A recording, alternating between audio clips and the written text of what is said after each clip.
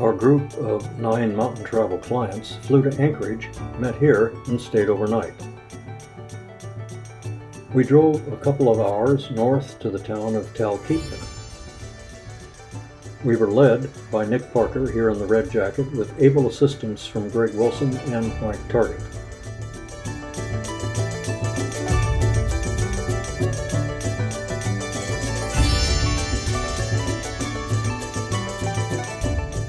In Talkeetna, we stayed at the Teepee Motel.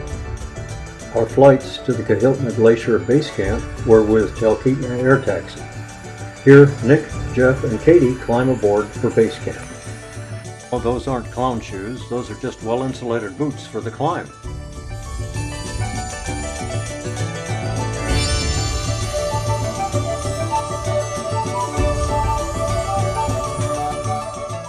We took a walk along the railroad tracks by the Susitna River.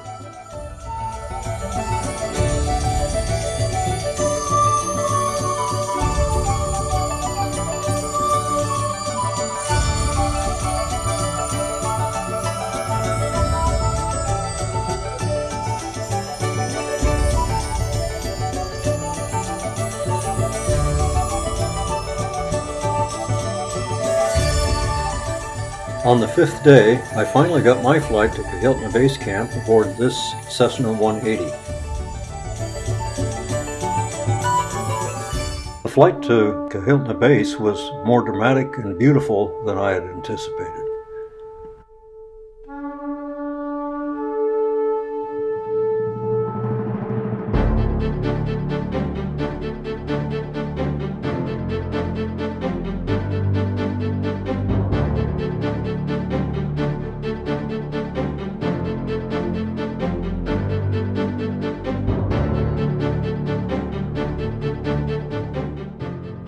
When the plane left, I felt the adventure had really started.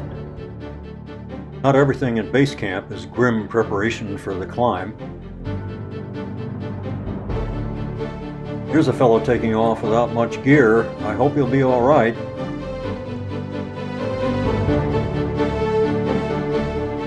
Surprises never end. He must have flown in the dogs and the sled. There's no other way to get there.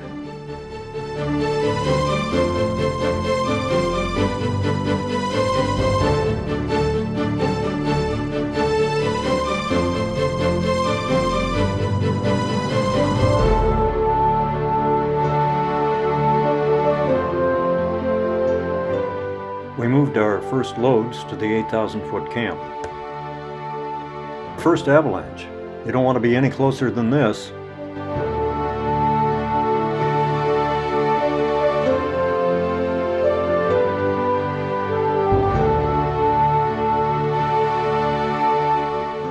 In order to properly acclimatize, we move our loads to the higher site of our next camp and return to the lower to sleep, moving another load to the higher camp and sleeping there the next day. Here's the dog team again, maybe training for the Iditarod, I don't know.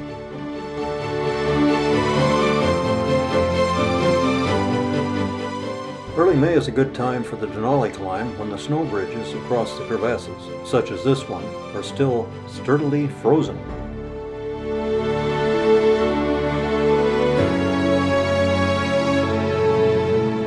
This is a pretty unforgiving place. This little bird may not make it.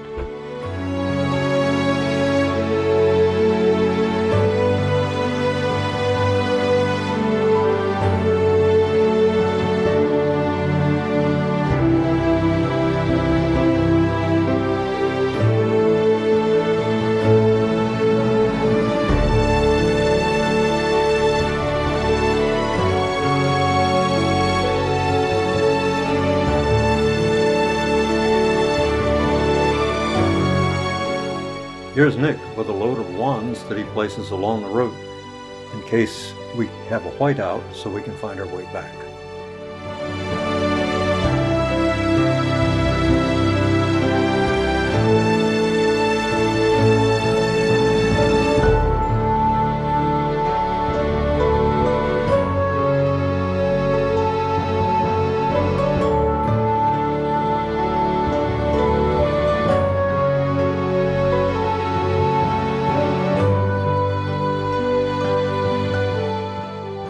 three of us in one of these tents, there's quite a jumble of gear.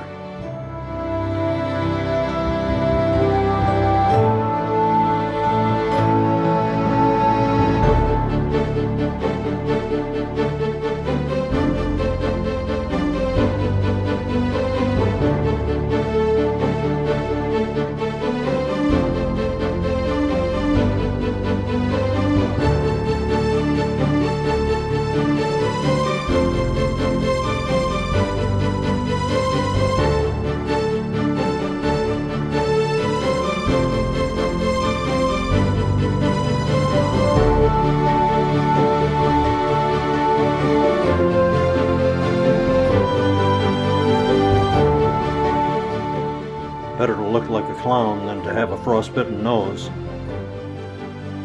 I had a chance encounter with Jorge Anhauser, who led our trip in Ecuador in January this year.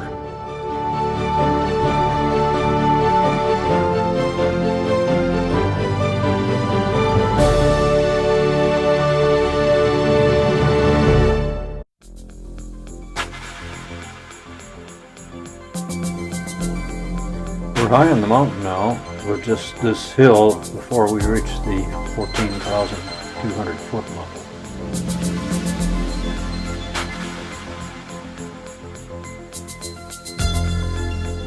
When it's cold enough, your breath can give you a fine ice beard.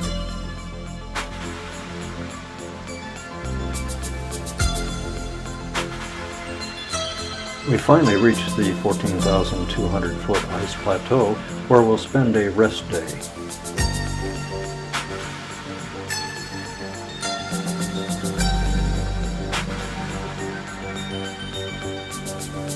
Our next task is to carry loads up this steep slope to the low spot on the ridge for our 16,000 foot camp. Last night I recorded a temperature of minus 30 degrees Fahrenheit. What's this guy doing with his shirt off?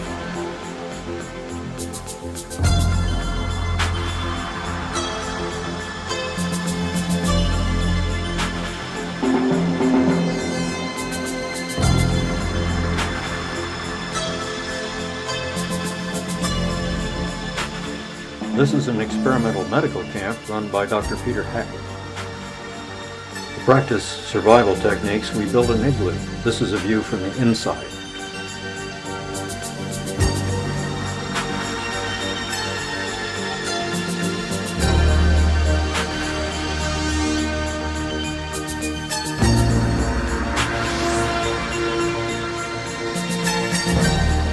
Our ascent to the 16,000 foot level to occupy the camp is in a snowstorm.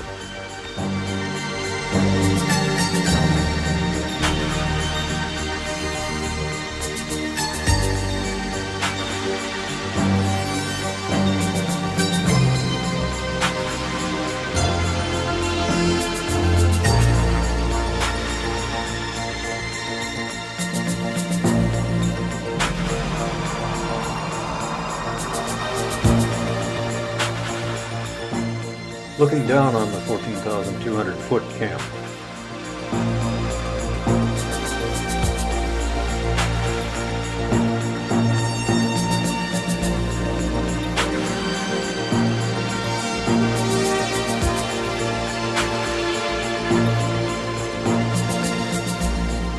I don't think I've been in a more beautiful place.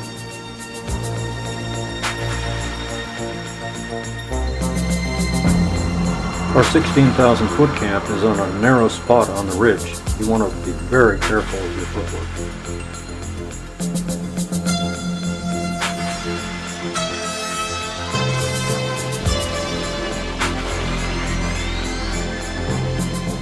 We're moving to our last camp at the 17,200 foot level. We set up the camp preparing for our summit bid the next day. We had dinner and got in our sleeping bags. Huge winds began, and after some hours, shredded our tents one by one. I was the last one to abandon the tent, and the wind took my air mattress on the way out. I crawled and ran to a snowbank and joined in digging a survival cave. After many hours, the winds abated, and we beat a desperate retreat. When we got to the relative safety of 14,200 feet, we found others had run into trouble. I helicopter rescue was underway. The very skilled pilot had managed to land in a great cloud of snow safely and had taken off with an injured person. The storm raged on above, and an injured person had been lowered down this rescue couloir.